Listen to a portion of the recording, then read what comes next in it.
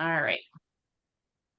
All right. So I just want to introduce today. Thank you so much for joining us for Social Security with you through life's journey with Elita Elizondo and Heather Cushing from the Social Security Administration. So I just want to say thank you both for joining us again. Well, Elita again, and then Heather for joining us this evening to help educate us on Social Security. So I'll let you guys start.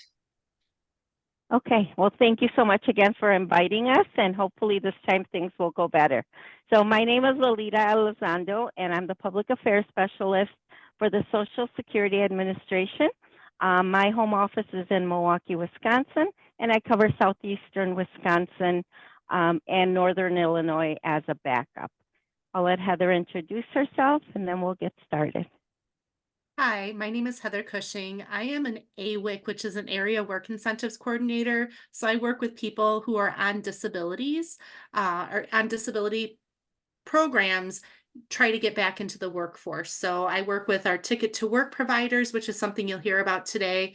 And then I also work with 30 offices, but my offices are in northern and central Illinois, as well as southern Wisconsin. So I have a large area that I take care of for this. And we're really, really happy to be here with you this evening. Yep. Okay, so let's get started, Heather. All right, so today we're going to talk about... Wait, that skipped. Yep, a lot.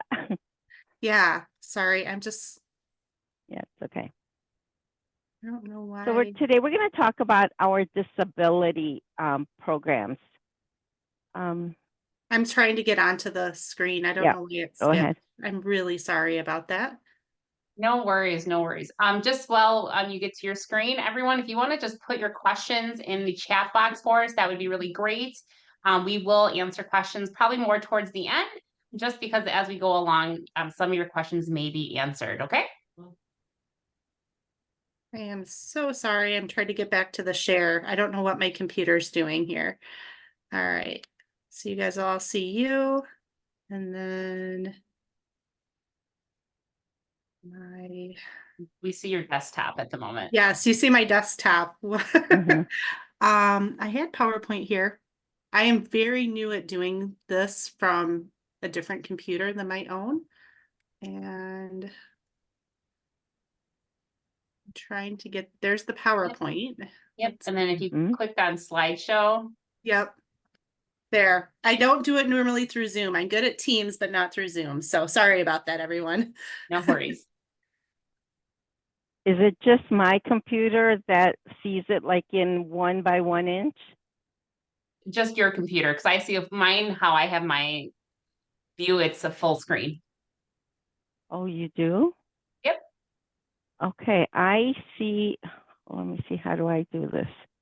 Yes, because I see. There. Okay. All right, we're ready, Heather. Thank you, everybody, for your patience. Okay, so today we're going to talk about our 2 Social Security disability programs. So the first one we're going to talk about is the Title II, the SSDI, which stands for Social Security Disability Insurance. With this program, people that are found disabled under this program will receive the Medicare when they are, we'll talk about that a little bit, but this program comes with entitlement to Medicare. The Title 16, or the SSI, stands for Supplemental Security Income. With that program, you can get the Medicaid if you are approved for that. Some people will be approved for both of these programs, and they will have the Medicare and the Medicaid. Next. Okay, so when you hear about Social Security disability, a lot of people think that our definition is similar to that of the VA or even workers' comp or some of the other government programs. But our disability definition is a little bit different. So to meet our definition of disability, you must be unable to engage in any substantial gainful activity, or what we call SGA, because you have a medically determined physical or mental impairment. That means that you're not able to work at a certain level because of this medical condition that you have. We also don't have temporary disability or partial disability, which means that if you have a condition, it has to be expected to last for a continuous period of at least a year. or have a condition that's expected to result in death. So this is the adult definition of disability. There's a different definition for children who are applying for SSI. Next. Okay, so when we talk about that substantial gainful activity level, that's an SGA is a term that we use to describe the level of work that somebody engages in consistently. So when we look at this amount, if the impairment is other than blindness, the limit for 2024 for us to consider your earnings under the SGA level is an average of $1,550 a month. And we look at the gross amount before any deductions. So if a person is working and is disabled and they're not able to work over this limit, then they could still be considered disabled under our rules. So the amount for blind individuals is a little bit higher in 2024. That's $2,590 a month. So we only use for the SSI program, we only use the SGA as a measure of work during the initial claim. So once you apply for this benefit, if you're under that limit, even if you go over later, we only use it at the initial application level to look to see if you're over or under the limit. For the SSDI program, we use that SGA throughout the life of the claim, which means that even if you've been approved, if you later go over this limit for a certain amount of time, and Heather will get into that, the benefits could be affected. So that's how they're different between the SSI and the SSDI. So we're going to talk briefly about the SSDI. So what is this? This is that social insurance program for people that were working. They've paid in the FICA taxes, they've paid in enough, and they have coverage because they were working and are no longer able to continue to work. So they've paid the FICA taxes. There's a certain amount of work that they will need to qualify for the SSDI. It's for people that are under the full retirement age. Most people nowadays that we talk to, their full retirement age is 67. It's for people who can't work because they have that condition that's expected to last at least a year, and they have the limited amount of credits that they need. Next. So the requirements for getting this benefit is you have to meet two different earnings tests. So not only do you have to have a certain amount of work, but you have to have recent work. Depending on what age you are, you may need as little as 6 credits. The younger you are, the less credits that you will need, the less work that you will need. Certain blind workers have to only meet the duration of work test, so they don't have to meet the recent work test. Next. With this program, we also pay benefits not only to the worker, but to the family. If you're found disabled under this program, your family, such as your spouse who's 62 years old, or a spouse at any age who cares for a child under the age of 16, or a disabled child could qualify for this benefit. A divorced spouse may also qualify for this benefit. We also pay the children. We'll pay minor children under the age of 18, or even if they're 19 and they're still in high school, we will continue to pay them.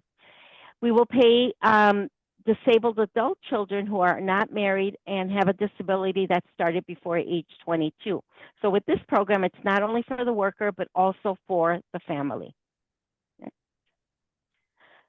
With the SSI program, this is a little bit different. So with this program, there is no work requirement, but to be eligible for the SSI, you have to have limited income and few resources, or you can be 65 or older, even if you're not disabled, or you can be totally or partially blind, or have a medical condition that keeps you from working and is expected to last at least 1 year. So be disabled, 65 or older, or blind, but always have limited income and few resources.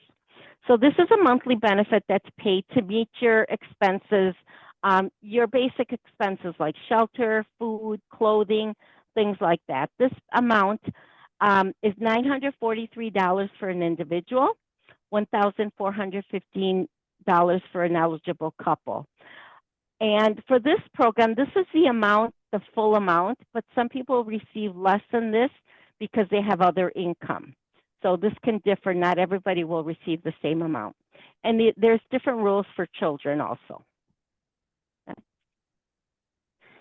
So the requirements for getting SSI. So when we look at your income, we're going to look at the money you receive, such as wages, Social Security benefits, and pensions. Currently, we also look at income, which includes things like food and shelter. So if you're living in a household and you're not paying your fair share of food and shelter, that could affect your benefit.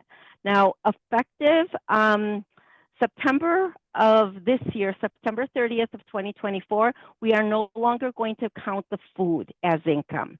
We will continue to count the shelter, but not the food. So that's a change that will be coming, and you'll be seeing that in press releases soon. We also look at the resources, that is things that you own, such as real estate, bank accounts, cash, stocks, bonds, mutual funds, anything that you have that could be turned into cash, including vehicles and boats and things like that. This program is only available for people in the United States or the Northern Mariana Islands. So if you live outside of the country, even in Puerto Rico, this benefit is not available. You do not have to be a U.S. citizen to qualify for this, but you should be lawfully present in the United States. So even if you're not a citizen or a permanent resident, as long as you are in the country lawfully, you should be able to qualify for this benefit.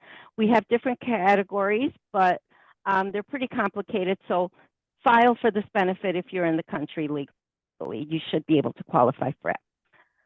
The living arrangements are another factor that determines how much a person can receive of that total benefit. So the benefits could vary depending on who you live with. If you live in your own household, then you'll probably receive the full amount. If you live in somebody else's household, again, we look to see if you're receiving food and shelter, if you're paying your fair share. Otherwise, it could be reduced if you're not. If you live in an institution, because this program is generally meant to meet your basic expenses every month, if you're in an institution such as a hospital or a nursing home, you're already receiving food and shelter. So we generally only pay $30 a month maximum for personal items. So if you're in a group care or board and care facility, that's determined on a case-by-case basis, how that will be affected. Next. Okay, so the differences between the SSDI and the SSI. So the SSDI, the benefit that you work and pay into Social Security for, that comes from the Social Security Trust Fund. The payments come from that trust fund, and they're based on a person's earnings. So the more you've earned, the higher benefit that's going to be. With the SSI, that's not paid from the general, or that does come from a general trust fund, not from the Social Security Trust Fund. And most people receive the basic amount or less because we don't take into consideration their earnings. With the SSDI, they earn by paying FICA taxes. We pay these benefits for people when they can no longer work due to a disability, regardless of their income and resources. So the only income that we care about is earning from wages if they're working. But if they're receiving something different, it doesn't matter. If they're receiving some other insurance payment or other money like rental income that they receive, or maybe friends give them money, or relatives, or an inheritance, none of that matters because you've worked and paid in. You have the quarters to get this benefit. And with this benefit, again, we pay the family, not only the worker, but the family is also eligible for benefits. With the SSI, this program is only, because it's a need-based program, the eligibility is going to depend largely on the limited income and resources. So people with a disability, blind individuals, or individuals 65 or older with limited income and resources could qualify for this regardless of whether they've ever worked. And this benefit is only for the disabled individual. Their family cannot receive a benefit just because the worker is, or the person on SSI receives a benefit. If they have children or a spouse that also could qualify because they're blind, disabled, or 65, they could also receive the benefit, but not just because a person's on SSI, the family does not get paid. Next. So one question that a lot of people ask us is, when should I apply for disability benefits? And we tell people as soon as you become disabled. And the reason for this is because the process is pretty lengthy. Right here, this slide still says 3 to 5 months, but we recently released information that says that it's taking 8 to 10 months for the initial decision to be made. So the sooner you apply, the sooner we can get a medical decision. And one thing that we always tell people is we may be able to process your application faster if you have medical records. What takes the longest for us to get an application approved or denied is waiting for those medical records. So if you have them readily available, please supply those to us because that could speed up the case. We don't ask that you go look for them or find them because that could cost, there could be a cost to that. So, but if you have them, send those to us. We'll get them into the electronic file and give those back to you. That speeds up the case. So how do you apply for all these benefits? The easiest way is online at ssa.gov/disability. That's the easiest way. Whether you're filing for adult benefits or child's benefit, you can start the process there. You may not be able to finish it, but you going on there is going to protect your filing date. With this benefit of SSI, there is no retroactivity.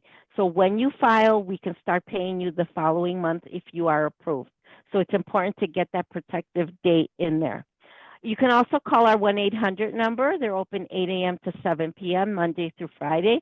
And you can make an appointment for us to take the application over the phone. Next. Okay, so what happens after you apply for the benefits? Social Security doesn't actually make the disability determination. We just gather all the information and send it to our Disability Determination Services Agency, or DDS. So DDS is going to take all the medical evidence that you've provided. They're going to contact the medical providers, get more information. Sometimes they may even send out questionnaires or daily activity reports that need to be filled out by your contacts. And we're also going to sometimes send you for an exam if we don't have enough medical evidence to make a decision. So we're going to try to get all this medical information, and we're going to take it and make a determination based on all the evidence that they have reviewed. Next. So once that decision is made, they're going to make that decision. Go back. Yeah, they're going to take that, and you're going to receive a letter. If you are approved, the letter is going to show the amount of your benefit, when your payment starts, and your reporting responsibilities. If you are applying for SSDI, that's what happens. If you're applying for SSI, because from the time you apply to the time you could possibly be approved, it could be a year or longer. We're going to need to go back from the date that you approved and go over every month to make sure that you still qualified, that your earnings were under the limit, that your income and resources were under the limit. So you won't get this letter telling you how much you're going to get, when payments are going to get started. You're going to get a letter telling you that we're going to contact you and that you will be getting an appointment so that we can update all that information. So once you receive this letter, then you'll have another appointment if it's the SSI benefit that you're going to be applying for. One other important thing that's included in these letters, if you're approved, it's going to tell you how often we will review your case medically. It could be a year, 3 years, 7 years, 10 years. That's going to be listed on that letter. If the letter is a denial letter saying that you were not approved, the letter is going to explain why you did not get approved. It's going to give you the medical sources that we got information from, the ones that we did not, and it's going to tell you how to file an appeal. The easiest way to file an appeal is on our website, ssa.gov under the appeal section. If you disagree with this decision, you have 60 days from the day of the notice to file the appeal. If you do it online, do it, submit any new medical information, and get it over with. This way you're not going to forget about doing it. So go to our website and file your appeal. Very, very simple and easy to follow. So one of the questions that we receive a lot once a person is approved is, can I work? And the rules are kind of different for both programs. So Social Security has special rules called work incentives, and this allows a person to test their ability to work while continuing to receive both the SSDI and the SSI benefits. But the thing is that the rules are different for both programs. So the important thing to remember is if you do start a job or become self-employed, tell us right away, because this way we can inform you what is going to happen at what point. We'll let you know how your earnings are going to affect your benefits or not affect your benefits. So if you tell us that you started working, we can help you and walk you through that. We can explain the work incentives to continue to allow you to work. So individuals who are receiving benefits and their payees, they can make all these reports on our website, ssa.gov, through the My Social Security account. But now Heather is going to talk to you about some of these work incentives that will allow you to return to work. Heather? All right, and I know that there's going to be some questions. I think there's already a question in chat. I do want to let you know we're going to provide a Q&A at the very, very end. We have a lot of information to cover. What I'm going to talk about is pretty complicated. So some of the stuff I may go probably too fast for your liking. For some of you, it might just be informational, but I do have a lot of information, and some of the stuff you're going to need to digest, and we'll give you a tool to be able to really look into that. I do want to point out for reporting work, if you or your loved one is filing for disability or on disability, you do need to report your initial job directly to your office. That can't be done online. The wage reporting will only work after you've done a work report to Social Security for either the SSDI or the SSI program. And we have the employer identification number in the system. So it's really important if somebody's starting or stopping a job that you call or visit your local office first. And then once it's in the system properly, that's when you'll be able to report your wages online or for the beneficiary that you're helping. So I'm the area work incentives coordinator. This is my area. This I know is, like I said, is very, very complicated. There's a lot of rules, and just having an overview at this point when your loved ones are initially filing gives you an idea of what you might be able to expect when they go on to benefits. So when somebody's thinking about going back to work, there's a lot of things that are going on in their heads. There's changes. Will I be overpaid? Will I lose my health care, my Medicare, Medicaid? Would I be going without a benefit check if I try working? Do I get a reduced benefit check? Is this a new vocational program? Do I qualify for anything? There's so many different things that you need to think about. So the first thing I'm going to touch on is the SSDI benefits, which also apply to those disabled adult children who are receiving because a mother or father is deceased, disabled, or retired based on the parent's work records. So this is for SSDI as well as disabled adult children. There is a 9-month trial work period. We look at the substantial gainful activity, which we talked about earlier was the $1,550 a month. We look at impairment-related work expenses. There's things called subsidies, unsuccessful work attempts, an extended period of eligibility.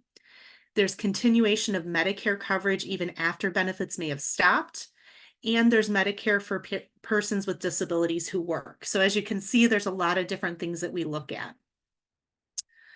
So when we're looking at the trial work period, this is the time that allows our SSDI beneficiaries time to test their ability to work. We continue their full SSDI benefit regardless of how much they're making. I've had people in their trial work period with really, really, really good jobs be making $10,000 or more a month because of their prior profession. So whether they're making $1,200 or $10,000 a month, they continue to get benefits for the 9-month trial work period. A trial work month is any month in 2024 where the person earns at least $1,110 a month. The amount for previous years is less than that, and as time goes on, this amount generally goes up if there's a cost of living adjustment. If the person's self-employed, we look at 80 hours of self-employment as the trial work month. These 9 months do not have to be consecutive. I've had people do just summer jobs, especially students that are going into college where they're not able to work and maybe they're working part-time in college. And then in their summer breaks in June and July, they make $2,000 a month, but then they don't work again for another year. And then the next summer they work June and July and make $2,000 a month. So even in a 2-year period, they've only used 4 trial work months. The trial work period begins the month the beneficiary first becomes entitled to benefits or the month they file an application, whichever is later. So the trial work period just makes us look at the amount of earnings that a person's working, but what we really look at is the substantial gainful activity. So once the trial work period is over, that substantial gainful activity amount becomes very important. As we've said before, that's $1,550 a month. And then for blind individuals, that's $2,590 a month. It's not just anybody with a visual impairment. There is a specific definition of blindness to be able to reach this. And generally that's with correction, the vision is 20/200 or less. So if somebody just has a visual impairment and needs glasses or is considered legally blind, they may not meet what we call statutory blindness to get that higher earnings limit. So it's really important that you know if the person is getting it as a regular visual impairment or they meet the stat blind. Once the trial work period is over, the first month that a person earns substantial gainful activity after the 9-month trial work period, we call that the cessation month. We do pay for the cessation month, and the 2 months immediately after that are the grace period. So regardless of what happens, they get checks for the cessation month and 2 grace months after that. I do want to note that once somebody's used up their cessation month, they can no longer use the ones that we're going to talk about next, which are going to be averaging an unsuccessful work attempt. We can no longer average earnings or anything like that once a cessation has happened. Like I said, the rules are kind of complicated. We do have pamphlets that explain this pretty well. Once that trial work period is over, the 36 months right after the trial work period are what we call the extended period of eligibility. The cool thing about this EPE is that we call it the re-entitlement period. For any month that you're over the SGA, you can get your benefits aren't paid. For any month you're under SGA, we can go ahead and pay you. So during this 36 months, I sometimes have people every other month, we can pay them or not pay them. We're going back and forth doing a work review to get them either into pay or out of pay during this 36-month period. So it's a really nice time. A person gets almost 4 years to try to work without completely losing their benefits or having to go under another medical decision based on these provisions. We always go ahead and start with the person's gross earnings. So one of the things that people commonly think is that we look at the net, the take home. We always start with gross earnings for everything that we look at for SSI and SSDI. We will average when we can if a person hasn't had a cessation, and we can't average earnings that are drastically different. So I've had people say, well, they earned $2,000 one month, but only $500 the next. You can average those, right? And it's no, we can't do that. It has to be like earnings. So usually within a couple $100 either way of the SGA level. They also, in order to average, and I'll go into this a little bit more, there's some more rules with that. We can deduct what we call impairment related work expenses, which we'll define what that is shortly. And those impairment related work expenses are the only really unique thing that's available for SSDI and our SSI recipients. We also have what we call a subsidy or special condition, and we consider if the work attempt was unsuccessful. So for these IRWIs that apply to both benefit programs, we can go ahead and deduct services from gross earnings if we decide that the money is paid out of pocket, not reimbursed by a third party, and is an applicable work expense. So if a person has one of these and they're earning, say, $1,600 a month, we know they're over the SGA. But if they have a copay for medications that's $75 and those medications are paid for by the beneficiary, not by a parent, not covered out of insurance, it's out of pocket cost, we can take that $75 from the 1,600, and all of a sudden their earnings are valued at 1,525, which gets the person under the SGA level. So the things that we can use for ERWIs are transportation costs. It is not for a personal vehicle, and it's not for a family member to just drive the person to and from work. It's somebody that has to take public transportation due to their medical conditions. They cannot drive, they have no other way to get there. So certain transportation costs can be deducted. Or say we have somebody in a wheelchair and they have to pay out of pocket for some of the modifications to be able to drive the vehicle, we can go ahead and actually sometimes deduct the modification costs. But it's not just for any transportation going to and from work. We're looking for something above and beyond what anybody else that's having to work, whether they have an impairment or not, has to pay for. We can also look at attendant care settings, which are services performed in the work setting or to immediately prepare for work or after work. So somebody that might need a caregiver to come in and help them get dressed for work that's paid for that caregiving, we might be able to deduct those costs. We can't deduct 24/7 care, but we can usually for about an hour before or after work, if there's applicable costs, sometimes deduct that from their wages. For service animals, for guide dogs or other service animals, that enables the beneficiary to overcome functional limitations to work. Certain medical devices, out-of-pocket costs for wheelchairs, dialysis equipment, pacemakers, etc. And some prosthesis out-of-pocket costs, residential modifications, if it's to get the person to and from work, or to be self-employed at home, only for their particular office area. So if somebody is redoing their whole home for a wheelchair, we couldn't deduct that cost. But if they're making a special type of office so that they can work from home or become self-employed, that's something we could consider. Prescription drugs that are necessary to control the disabling condition that they're receiving benefits for are pretty much the most common one that we see. And then sometimes there's other items and services such as assistive technology. One thing I want to note is that many of these things, with the exception of prescription drugs directly related to the condition, we do need medical documentation for, and sometimes special signed statements that the person is paying for these items for themselves, that they're not being reimbursed by insurance or a third party such as DVR, like the State Department of Vocational Rehabilitation.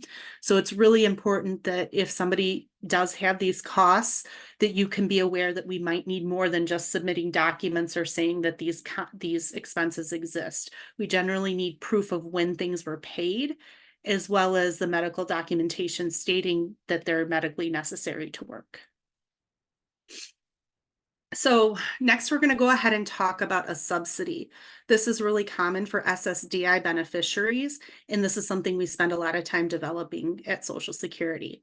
So this is where somebody is basically being paid the same as everybody else for their job. They're getting the $15 an hour or whatever it is, but they may not be doing 100% of the job.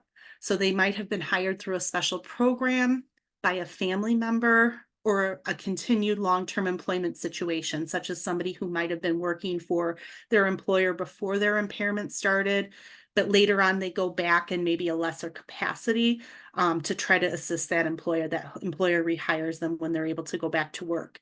This might be somebody who has a job coach or a disability which makes him or her significantly slower than other individuals performing the same job. So this is something that we generally need to reach out to the employer to develop and talk to a supervisor or knowledgeable person at that employer or the job coach to determine if a person, maybe the value of their work is 20% less than everybody else. We might be able to take 20% off of their gross wages. One of the other things that we look at for SSDI, and again, this is for somebody who hasn't had a cessation yet due to work in their extended period of eligibility. If their work stopped within 6 months because of their impairment or removal of special conditions or accommodations that are needed to work, and we can get that in writing, we can go ahead and document that as an unsuccessful work attempt. Also for SSDI, we have some special types of payments that do not count. A lot of times we want to see the pay stubs if a person has sick or vacation pay. We can deduct sick and vacation pay because the person did not work. So those can be taken out of the wages that we count towards Social Security. Holiday pay or holiday not worked can also count. But if a person gets work like overtime or extra hourly rate because they work a holiday like Christmas or Thanksgiving, we do have to count them at the rate that they were paid. So bonuses and incentive pay do count, including some of the COVID bonuses that people were getting. Those are not excludable because everybody at that employer gets them, whether they're impaired or not. So it's really important that sometimes we see pay stubs. When it comes to bonuses or incentive pay or like profit sharing, we have quite a few people that work for factories and get profit sharing. We sometimes need to get the period that profit sharing was for so we can distribute it over the time worked. Quick Trip is a really big one that we work with. They hire a lot of people that have disabilities, and every November they get a bonus. So what we have to do is when we're talking to people that work for Quick Trip, we want to make sure that their wages throughout the year are low enough so when they get their bonus in November, we can go ahead and distribute that over the year that the bonus was for, so that all of a sudden they're not stopped on benefits in November. That's also why it's really important for some of our beneficiaries to not work right up to the limit, because if they do get a bonus or overtime pay or they work a holiday, sometimes that can throw them off and affect their benefits with this. So if you do have a student or family member that is working, it's really important you're aware of any kind of special pay that might come to that person. If a person ends up working and being off of benefits and they're past their trial work period, they're past that 36-month extended period of eligibility, we do have something called an expedited reinstatement. This one is pretty complicated with stuff, but basically if the person in the 5 years after their benefits stop due to work they go below the SGA level and their disability is the same or related to the current disability, we can go ahead and have them either file a new initial claim or an expedited reinstatement. The advantage to the expedited reinstatement and why a lot of people end up doing this is actually once we get the paperwork, we can actually pay the person 6 months of temporary cash benefits, as well as potentially eligible for Medicare or Medicaid during the provisional period where we are reviewing the person medically. And if the person's approved, it can also cover some of that period that it takes to get the benefits back into pay. I know Alita mentioned earlier that it's taking 8 to 10 months for a medical decision. The advantage to the EXR is most of these medical decisions come back within 30 to 60 days, and then it takes our payment center another couple of months to get it into pay. So generally, this decision and payments come back significantly sooner than filing a new initial claim. So if a person continues to work and they are not going to be eligible for cash payments, but might need their Medicare benefits, beneficiaries who work can continue to receive at least 93 months of Medicare Part A, Part B if enrolled, and Part D if enrolled under the continuation of Medicare coverage rules. The 93 months start after the month of the last trial work period. And if a person's trial work period ended more than 93 months ago, as long as they continue to remain eligible for payments, their Medicare can continue indefinitely under that. It may stop though if they end up going over the threshold, the SGA threshold at a later date. To qualify, the beneficiary must already have Medicare and be working at an SGA level, but not yet medically improved. If the person undergoes a medical determination during this time, Medicare can still stop if we find them medically better under a medical review. There's also another provision where people who are on disability who work can actually purchase Medicare coverage, even if they've lost all of the other stuff. It's extremely rare, but it's something to be aware of. And you'll get the slides on this. But if you do get to somebody that has this, do know that if the person remains medically disabled, there might be some Medicare even after everything else has ended and say the person is still working full-time. Under SSI, we have a couple different work incentives. So this is to our SSI needs-based program. earned income exclusion, there's a student earned income exclusion, continued medical assistance while working, and a plan to achieve self-support. So the while working should be together and plan to achieve self-support should be separate. So when a person is working under under SSI, they get the first $65 of earnings, gross earnings received in a month, plus 1/2 of the remaining earnings. This means we count less than 1/2 of earnings when we figure the SSI payment amount. They also get a $20 general income exclusion unless they have unearned income. So say they're on SSI and SSDI or SSI and a disabled adult child benefit, the $20 exclusion goes towards that benefit before it would go to any income. Same thing with child support or if there's some other stuff going on. So how this might look is if we've got somebody named Jill. Jill receives the full SSI benefit of $943. She starts working and she's earning $1285 a month.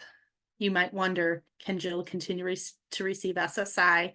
And the answer is yes. What we would do, since Jill only has her SSDI, or her SSI, we would take the $1285 minus the 20, minus the 65, and then we divide it by 2, which means she has only $600 of countable income. We take the $600 from the $943, and that leaves her with a $343 SSI payment.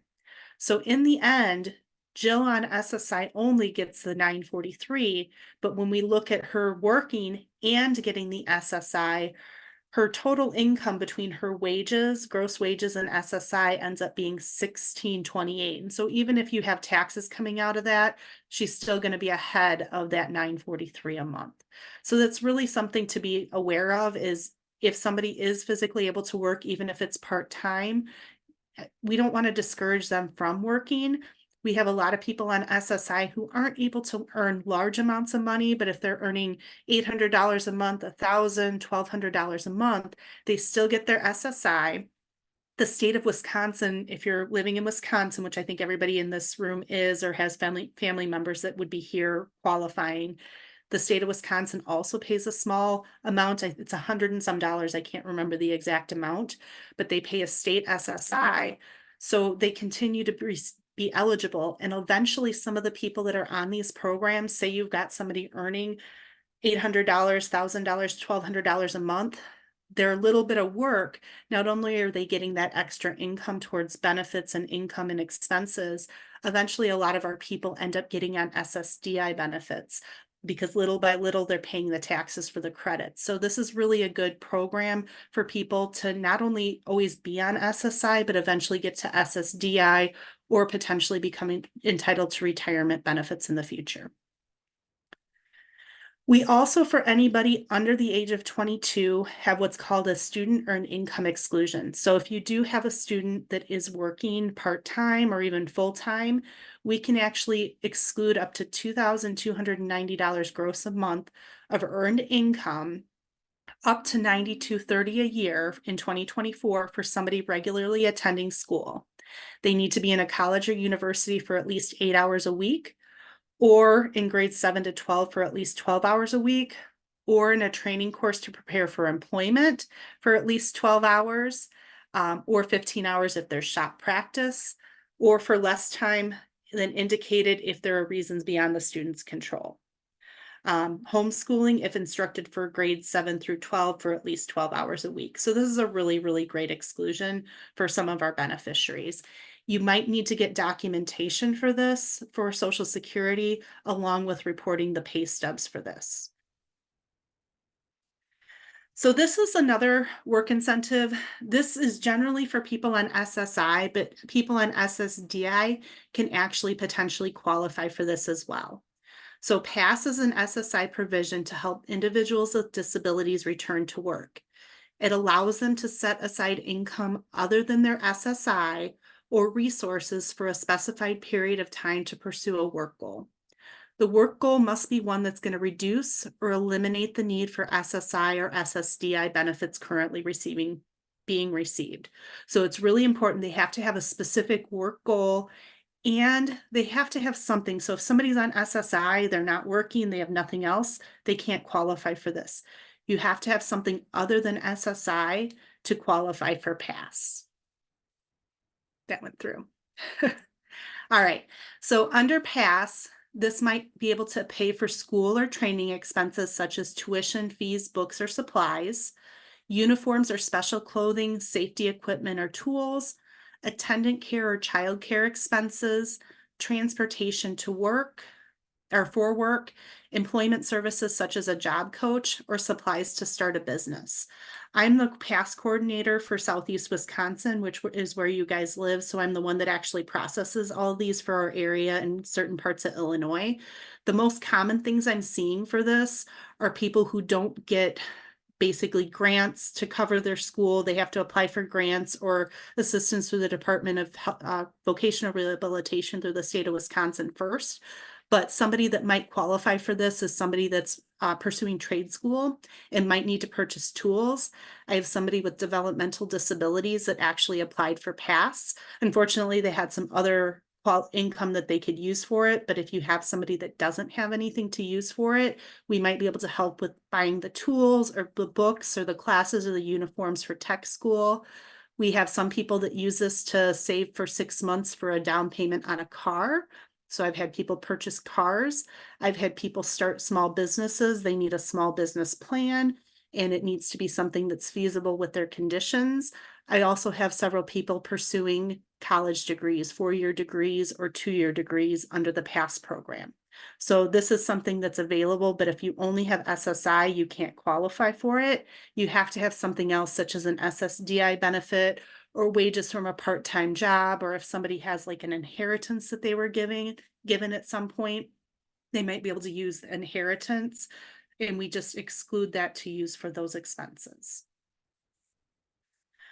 All right, I think Alita's, oh no, this is still me. So the Ticket to Work program is something for anybody 18 or older. This is where somebody can get free employment services from an employment network or state vocational rehabilitation agency. This is a wonderful program for beneficiaries that do want to get into the workforce. You don't necessarily have to be there with the goal of actually getting off of benefits, but it might be something that can help them get a job or a full or a part-time job. So if you're interested for that information, you can go to ssa.gov/work for more information on the Ticket to Work program. To qualify for this, though, generally you have to already be on benefits, although some people do, while they're pursuing benefits or other things, go straight to the state vocational rehabilitation to get similar services through the state. For more information on the Ticket to Work program, including a list of approved employment networks, you can call the number that's on the screen right now, 866-968-7842. Or that number is open 8 a.m. to 8 p.m. Eastern time, Monday through Friday. There's also the yourtickettowork.ssa.gov website. When a beneficiary returns to work, regardless of the type of benefits that they're on, I can't stress this enough, you need to notify Social Security of any changes. We need to know when people start and stop work. We have a lot of people that'll tell us that they're starting work or they've already stopped work and it's 3 months down the line. My general rule of thumb is within the first 10 days of any change to your work, that's when you should be contacting your local office. If there's a significant change in hours or rate of pay, whether it's up or down, we should be notified about that as well. Or if they have any kind of income related work expenses that might keep the person under the SGA level. You don't need to report those income related work expenses if the person's only making $1,000 and on SSDI. We only need it for people on SSDI if they're about to go over the limit.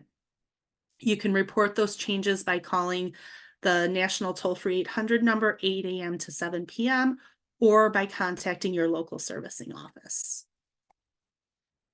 And I think Alita's going to take over for the rest of this. Oh my goodness. I got kicked out again, but I got back in quickly. Okay, so next. Oh, I guess we're doing this this one. Oh. Okay, so for, like Heather said, for the wage reporting, the initial one has to be done with the local office. But after that, you can do your wage reporting for SSDI and SSI recipients through the My Social Security account. And we're going to talk a little bit about those accounts in a little bit. Oh. Okay. And I forgot Okay. this is also me. The guide for all the work incentives. I told you there was a really, really great tool. This is the Red Book. You guys really do need to write this one down, the ssa.gov/Red Book. If your loved one or you or yourself are on disability and are looking at working, this book is the best source of information on all of these things that I've been talking about. And I don't know if we mentioned this, but we will share all of these slides with you. So if you miss something, you'll be able to go back and click on the links and get that information.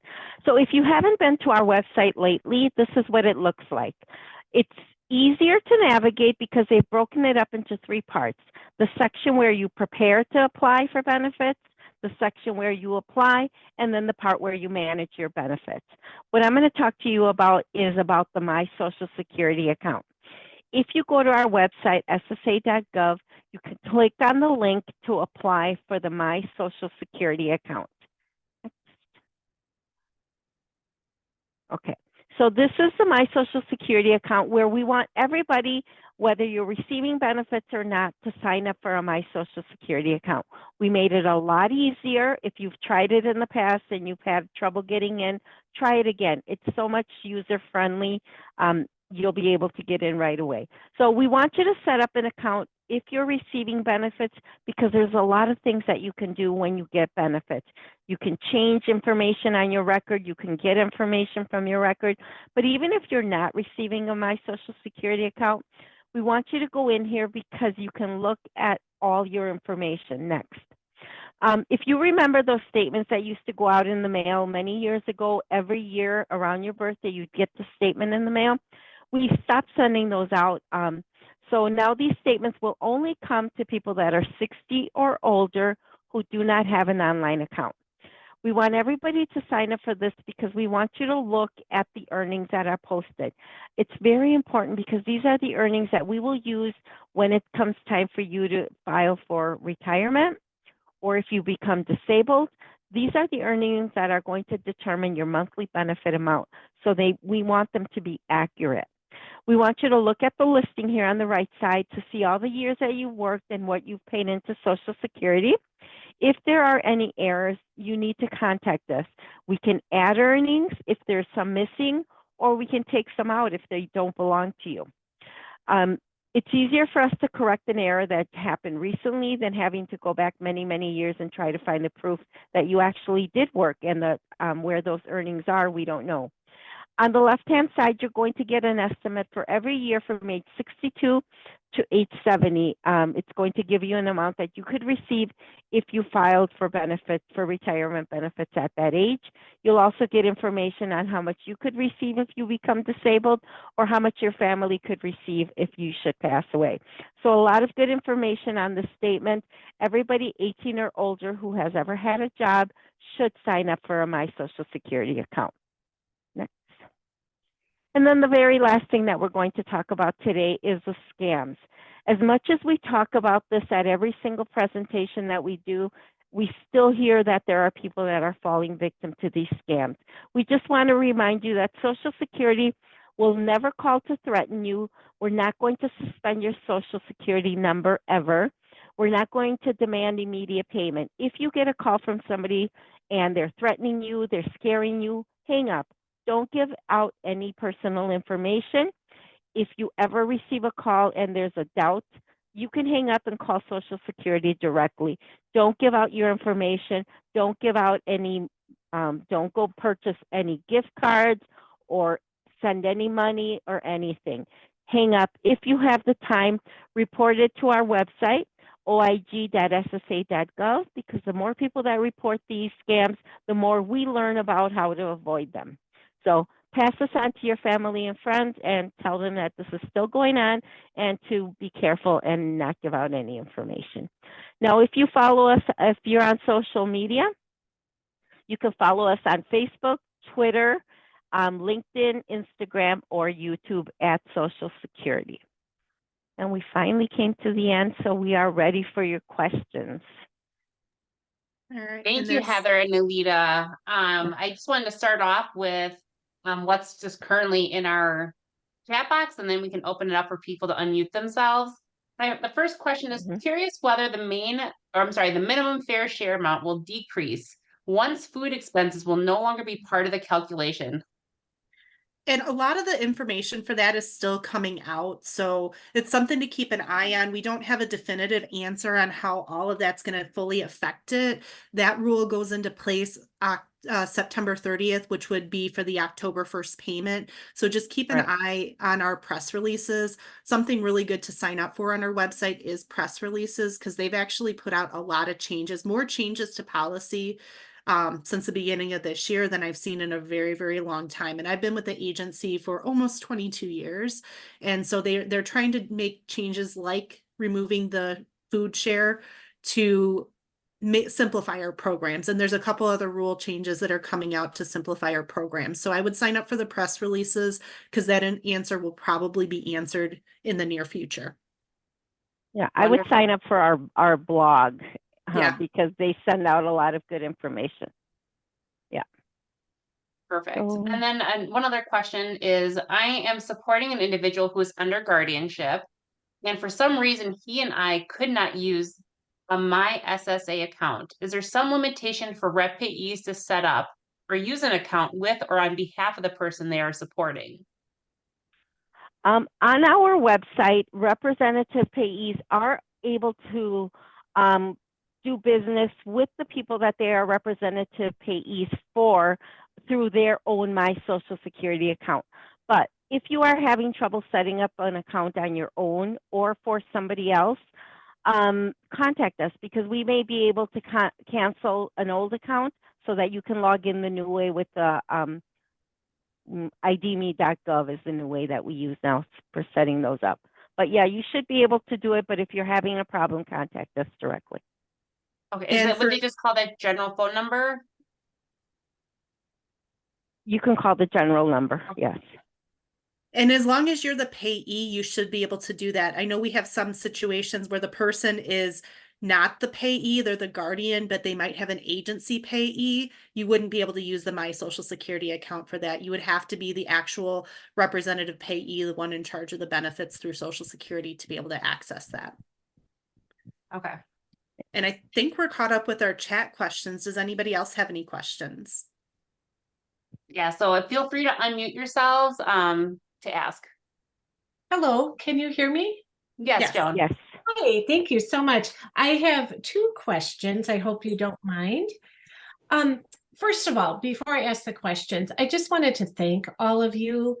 This is incredibly helpful, and the way that you laid out the information on your screens, I just want to thank you for your time tonight, because it makes such a difference for me, and I'm sure I speak for others on the call. And thank you, Katie, for putting this together. As always, you're just stellar. So, okay, my first question is, so I have an adult child with special needs. We are currently going through the Social Security appeals process. And I'm quite sure that it will get approved. So it's just part of the process. But my question is, if my daughter were to earn above the max to receive cash benefits for SSI, I heard you say that the certain Medicare coverage may continue, but my question is more along the lines of, would long-term support be continued? Because my main concern, aside from the money, is I'm an older mom, and I want to make sure that she has a case manager, somebody checking in on her well-being periodically. And I'm wondering if once she gets accepted into Social Security benefits, regardless of how much she makes and whether she continues to receive the cash benefit, would that long-term support continue? That's not something that we handle Yeah. at Social Security, so that would be outside of our agency.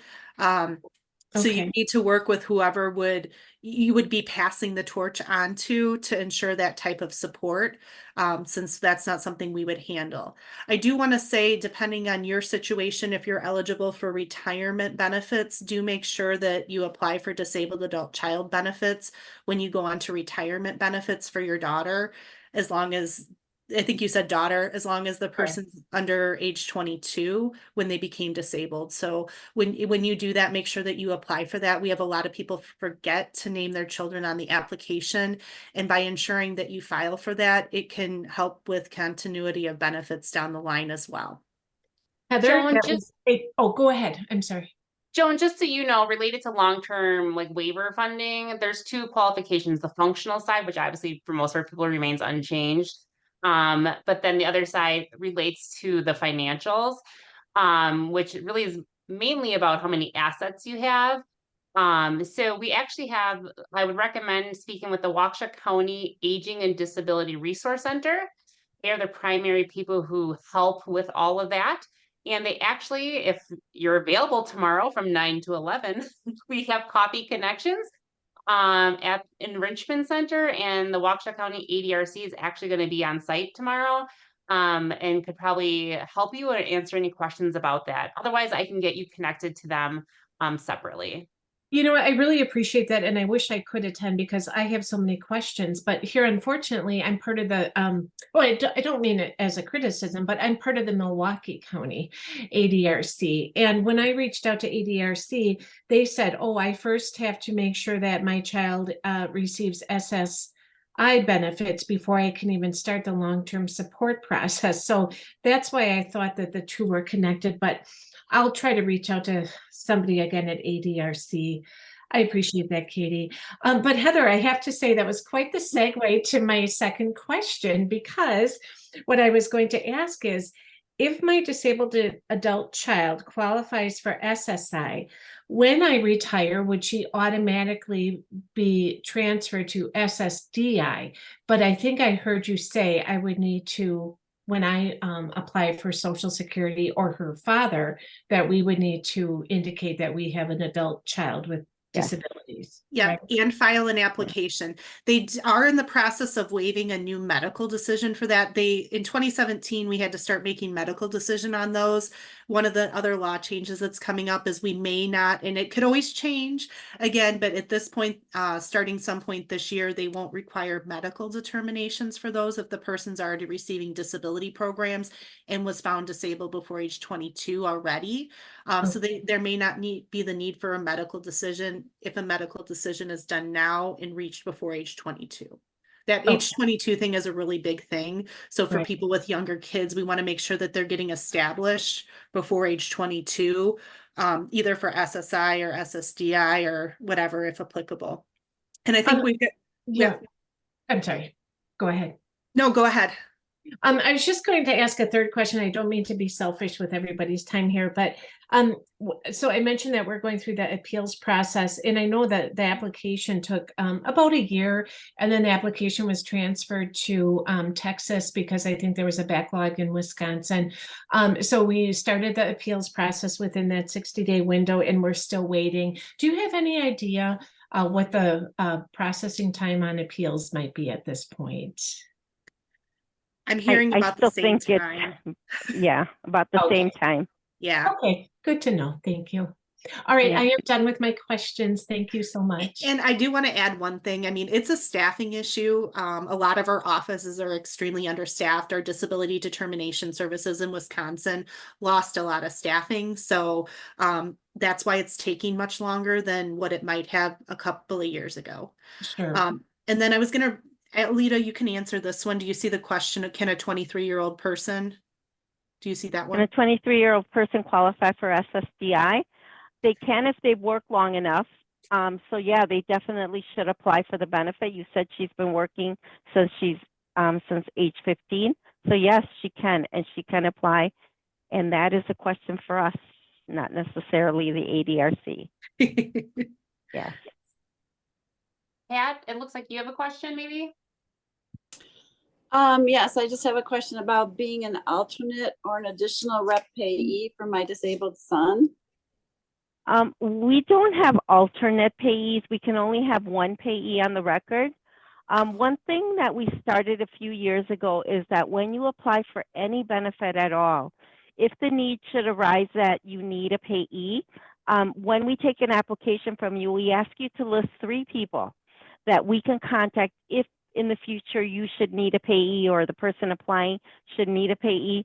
So what this person should do is if they have a representative payee, they can always list other payees on the My Social Security account if we need to change the payee or do something different. Actually, I'm not really sure if you can do it when the I don't person think you already has can a do it payee. when they have a payee. Yeah, Um, possibly so not. So if something happens where the person that's currently the payee can no longer serve, or you and that person agree to a change, then you would just schedule an appointment, and those are Yeah. currently being done in the office to make the change. But because the person that's the payee is accountable for how the benefits are handled, Social Security law only allows for one person because of the accountability of benefits portion of it. That way, one person doesn't do something behind the other person's back, and then we've got money missing. So that's why it's only one person at a time. Yeah, and that's why it's a good idea to list those 3 people for everybody who applies, because you know your family and friends better than we do. Yes. Well, okay, my husband is currently the rep payee, but I tend to handle more of the notifying Social Security, because he's a student and changes and work stuff and that, because my husband doesn't have the time to, follow up on stuff like this where I can do this. So I read, or it was part of another Zoom session where you can have multiple rep payees. So at this No. point, I cannot be listed as a secondary or whatever. No, but You can if you're the switch one, we're talking at the same time. If you're the Go one ahead. that's handling it and your husband's okay with it, for the person that's primarily handling it is the person we want to be the payee. So it almost sounds like that you guys might even want to look at making a change now if you're the primary person contacting Social Security versus him. So it wouldn't be a bad thing. It wouldn't be negative on him if you guys decided to do a change of payee. You might just need to make the time to make an appointment to go in to do that in person. But you can make the change now. And if something happened to you, it wouldn't prevent him from serving as payee in the future, if that makes sense.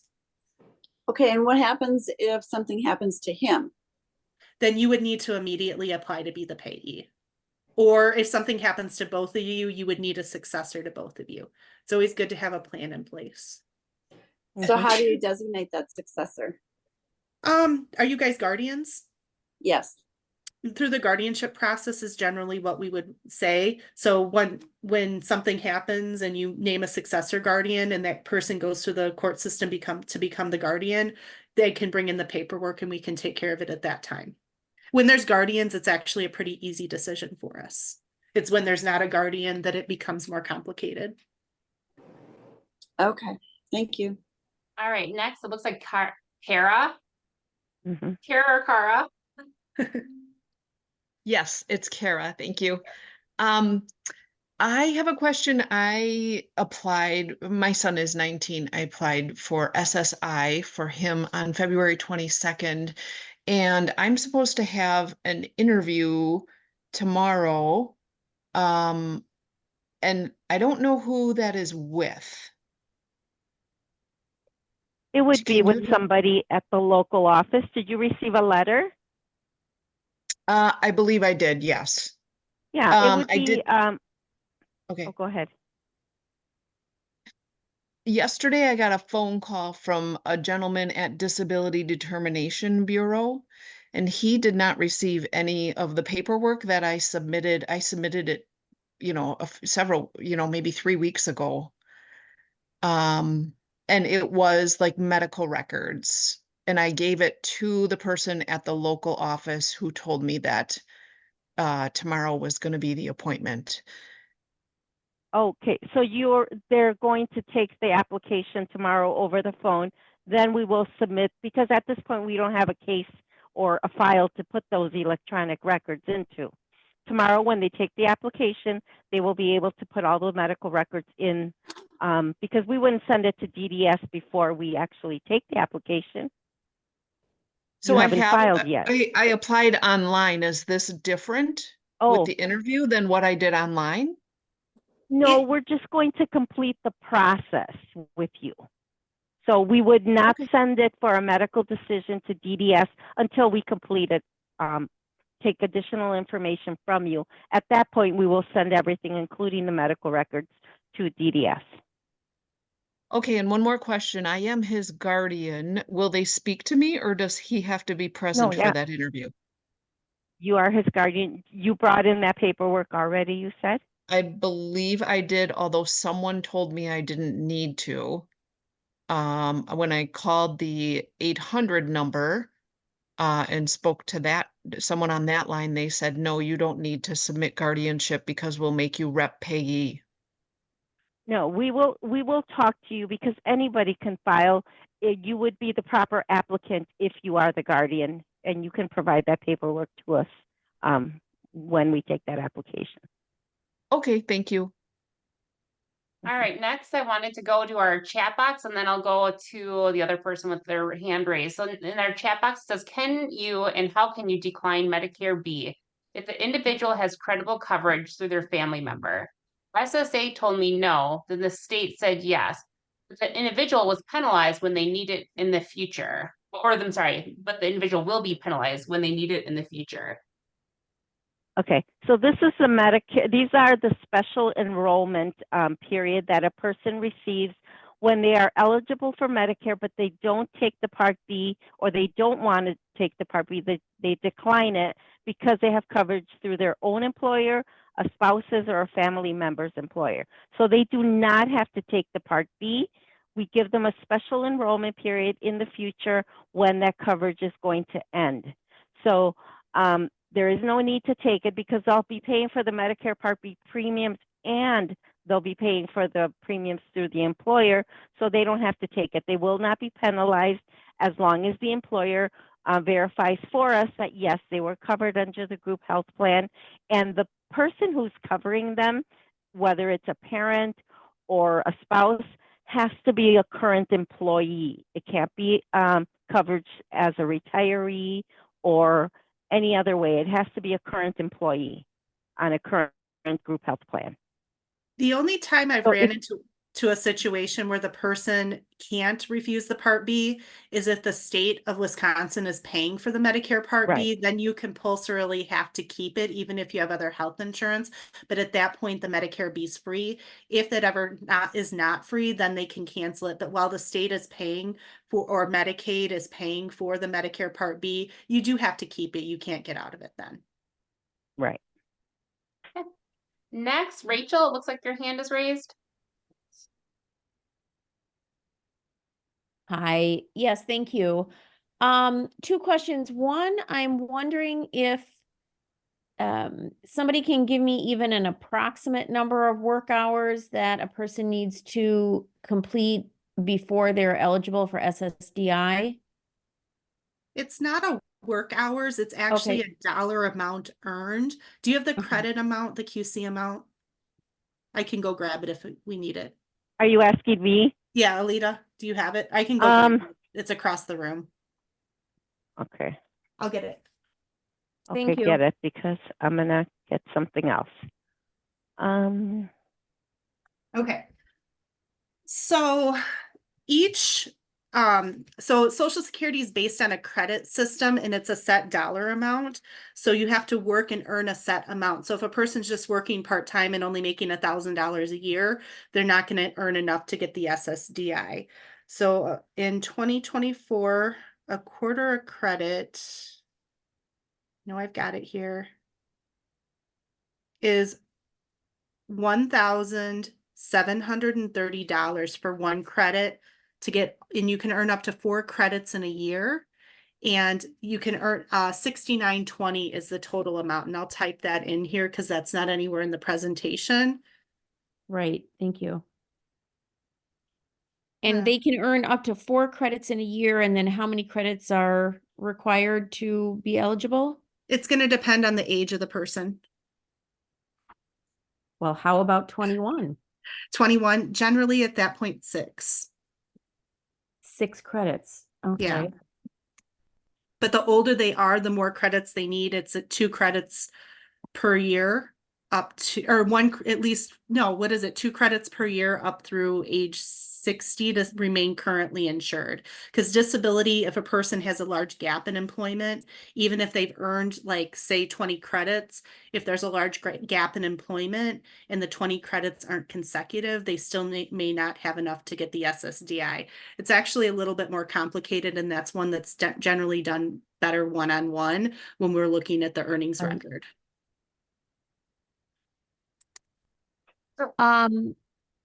Oh, I just spaced out on the name of the counselor. What kind of counselor is available to individuals to get counseling on that? Do you mean It's like a Social benefit? Security. Oh, somebody just, but is there a benefits counselor that could provide guidance on that? A claims specialist at the local office. Okay. A claims know- specialist would be the person at the local office. Yeah. And Rich, I don't know if you're thinking of the DVR you can get a benefits specialist to help you determine hours worked and wages and how that impacts Social Security. I know that can be done through the DVR as Yeah, well. Katie, that is actually what I was thinking about. I wasn't sure if that sort of individual can provide guidance on somebody's pathway to eligibility for SSDI. That probably not. Then I would go to the Social Security Administration. That sounds more like that would be Right. their bailiwick. Okay, great. Thank you. And then the other question was just another participant, I thought, mentioned something about when the parent retires and is receiving Social Security benefits, not SSDI. I don't think they were referring to SSDI or SSI, but retirement benefits. That did I hear them correctly in saying that somehow those retirement benefits could also be paid, or some portion of it, some benefit to their disabled adult child, or did I make Yes. that up? No, I went over that part. If you have a disabled child who became disabled before age 22 and the parent is disabled, retired, or deceased, that child could receive a benefit on their record. Okay, I missed the beginning. That must have been mentioned then. Thank you. Mm-hmm. We have a Again, we follow-up will question. share these slides with you. Mm-hmm. A follow-up question is, when you guys were talking about the Medicare B, you described the exact situation that the person's in. Who would they contact then? Yep, and I did put it in the chat. The form that she would need is Oh. the SSA 521 to withdraw, and Okay. she doesn't have to prove that he has coverage now. The proof has to be given to us when they re-enroll in Part B. Okay. Kara asked about the ADRC having benefits specialists. So they do have their benefits people, I believe more relate to eligibility for long-term waiver, I believe. Don't quote me on it. I think that's their focus, whereas the DVR focuses on how your Social Security is being impacted by wages. But not necessarily whether you're eligible for Social Security, but how your current wages would be impacted by your work. Yeah, and I did put an answer to that. The ADRC does have benefit specialists. They also do, at some of the ADRCs, file claims for people. But one of the common things that the ADRCs reach out to us for is information on what programs a person qualifies for. Because in order to properly calculate the credits a person has, you need to have access to all the IRS tax information. And we get W-2s reported to us. DVR and the ADRCs do not have access to that information. So, since the level of credits needed changes every single year, it's better to actually reach out to us for that credit information, because even the attorneys that help people file for disability claims have to get that information from us. It can also, if a person's over 18 and they're not on benefits or have not filed a claim, they can also get their Social Security statement, which can also give information on credits that are in the system. but it's a little bit more complicated than, you know, you have X amount of credits, you're going to qualify for this, because the amount of credits changes between age 21 and 31. And even to get benefits at a later age, it has to be earned within a certain period of time. That's why it's better to contact us versus some of these other organizations. Absolutely. Rachel, did you have another question?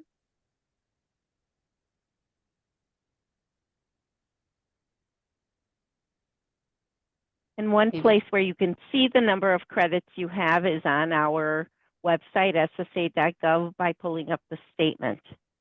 That's going to that's on tell you how the- many. And you said anyone, even, you know, for myself, I've never even thought about it. I could go on to the Social Security Yes. admin and get Yeah. get an account and learn where I'm at with my Yes. Social Security. Mhm. Okay. Yep. Any other questions? I think we're caught up on the chat. Anyone else want to unmute and ask any questions? I just typed in a last question. It has to do with at the beginning of the presentation, how family is supported if someone's on SSDI. And I'm wondering if a spouse of someone receiving SSDI can also get payments if they're still working. Okay. I don't see your question. She sent it directly to me. So it was Oh, a I'm direct sorry. message in the chat. So basically with spousal benefits, it's a little bit more complicated. A spouse, we have to always consider their own work. So even if say your husband is on SSDI benefits, and you're also eligible for your own retirement, if your own retirement at full retirement age is more than half of what you qualify for off of his, as a straight spouse, you would only be able to file for your own retirement. Plus, there's work and earnings limits as well. And for somebody under full retirement age, it's $22,320 a year.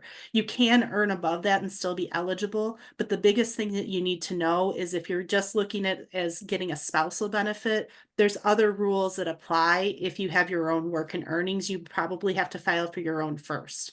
The only exception to filing for your own first is if you're caring for a disabled child, or a minor child under 16 in your care that is that number holder's child. There can be some information waived on filing on your own if you meet the caregiver type rules for the spouses. But as a straight spouse, there's quite a bit more to it to qualify. Okay. Okay, thank you. Yeah. Anybody else? While we are waiting, I just want to say one thing real quickly. I just want to let you guys know that a lot of times we've been hearing when people are calling our nationwide number or even our local offices that you're waiting a long time for somebody to answer the phones. And one thing that we've been sharing lately is telling people that it's easier to get a hold of us if you call us later in the month, later in the week, and later in the day. I think that's probably true for any government or any office because most people will call us like on a Monday or Tuesday in the morning. That's when our phones are the busiest, especially the Monday or the Tuesday after a holiday. Everybody remembers to call us. So call us later in the month, later in the week, later in the day, and you'll probably get through a lot quicker. Mm-hmm. Good advice. Thank you. Yes. Mm-hmm. All right. Katie. Thank you, Katie.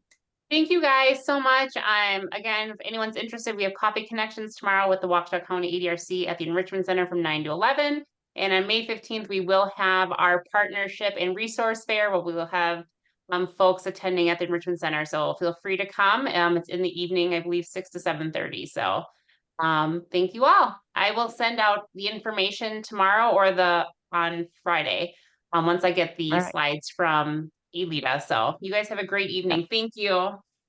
Thank you, Katie, for inviting us. Thanks, Thank Heather. you. Bye. Bye. Bye-bye. Bye-bye.